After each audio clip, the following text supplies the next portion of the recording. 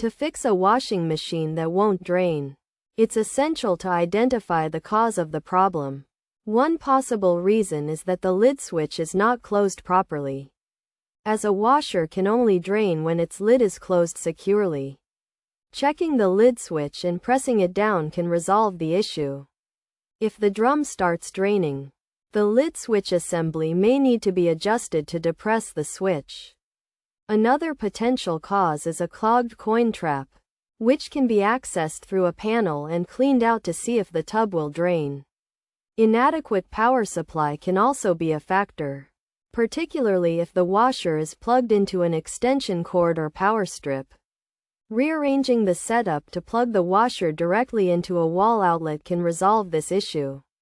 A problem with the machine's drain pump may also be the culprit, often accompanied by an unusual noise.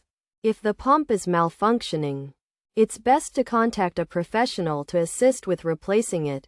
By troubleshooting these potential causes, fixing a washing machine that won't drain can be a relatively straightforward process.